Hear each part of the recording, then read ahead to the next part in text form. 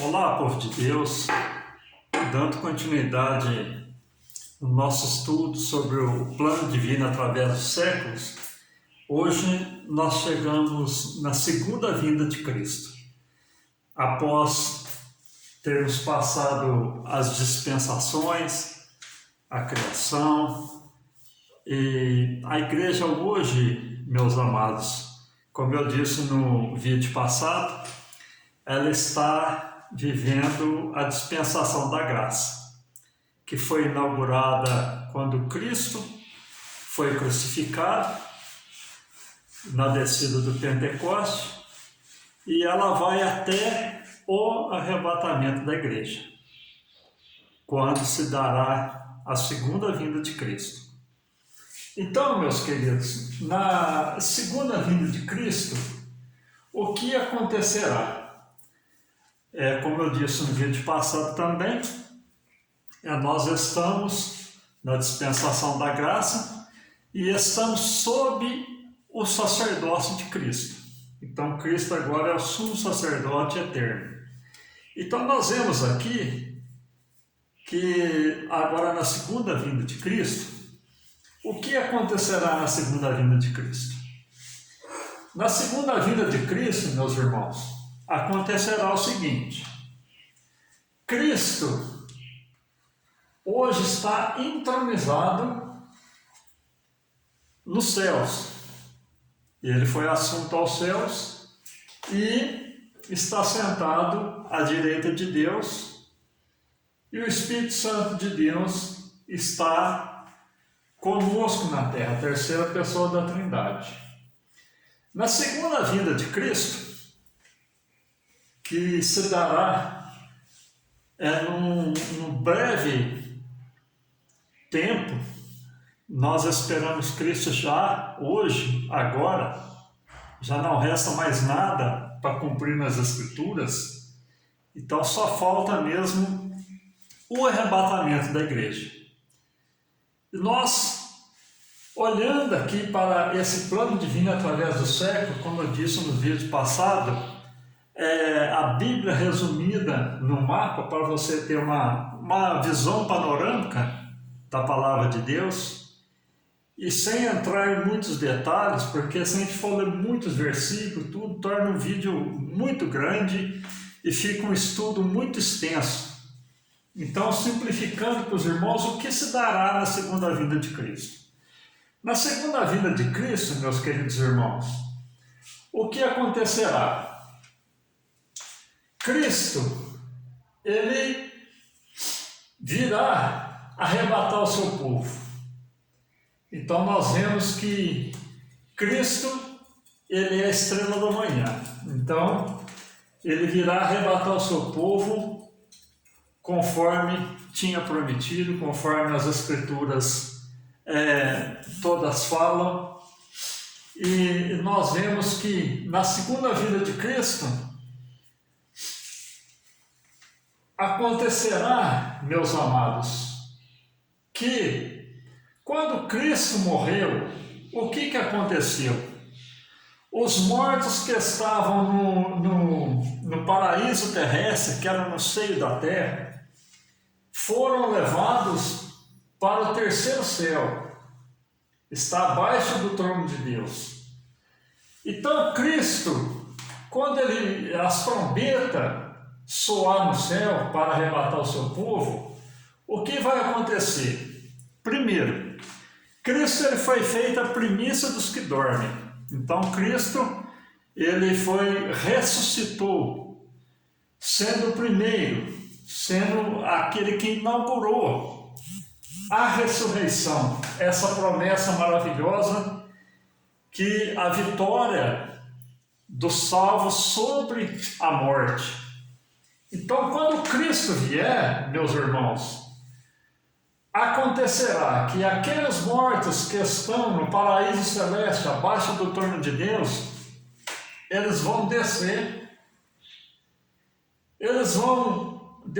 em espírito, vão tomar os seus corpos que foram sepultados, ou que talvez foram queimados, ou que talvez que a Bíblia fala, a terra e o mar dará os seus mortos, se estiver no mar, onde estiver, eles vão tomar os seus corpos, vão ressuscitar num corpo glorioso e depois cumprir-se-á aquela palavra que Paulo diz em Tessalonicenses: e nós que estivermos vivos seremos transformados num abrir e fechar de olhos e a encontrar com o Senhor Jesus nos ares.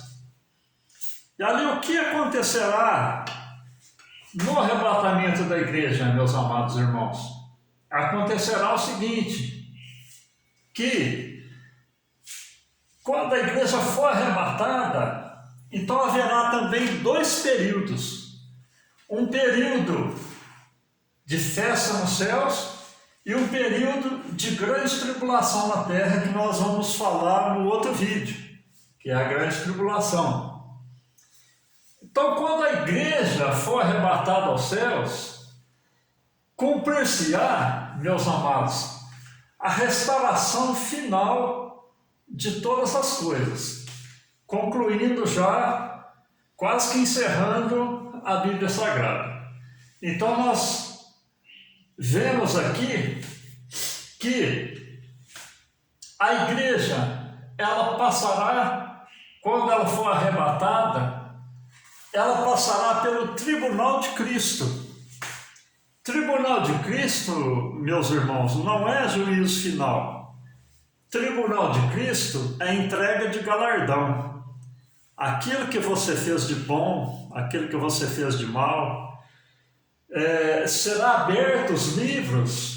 Então ali a igreja será julgada pelas obras que fez.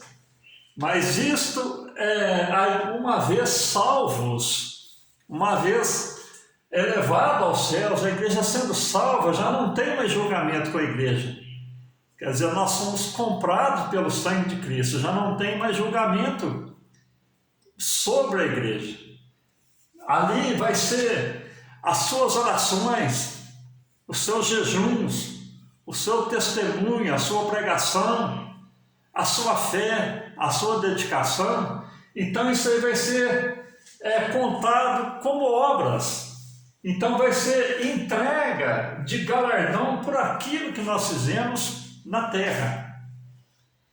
E depois disso, meus amados, de passarmos pelo tribunal de Cristo, o que vai acontecer? A igreja, como noiva de Cristo, ela participará da boda do Cordeiro. A boda do Cordeiro nada mais é, meus amados, que é o casamento da igreja com Cristo. E esse casamento da igreja com Cristo, a boda do Cordeiro, ela terá uma duração de 7 anos. Essa duração de 7 anos nos céus, de bênção nos céus, é a recompensa daqueles que foram fiéis, daqueles que permaneceram, daqueles que não negaram a fé, permaneceram até o final, apesar das provas, das lutas, das dificuldades, mas ficaram fiéis até o fim. Enquanto isso, meus amados, no próximo vídeo nós vamos falar, a terra estará passando por uma grande tribulação. Então, mas a igreja, uma vez salva, ela é salva, meus amados, já não tem mais condenação sobre a igreja. E nós vemos aqui, meus amados, que no vídeo passado também nós falamos da estátua de Daniel, que ela começou lá no Império Babilônico, e a cabeça de ouro, simbolizando o Império Babilônico, o peito e os braços de prata simbolizando o Império Medo-Persa, e o ventre de cobre simbolizando o Império Grego, e as pernas com os pés simbolizando o Império Romano. Os reinos que já existiram e tornarão a existir.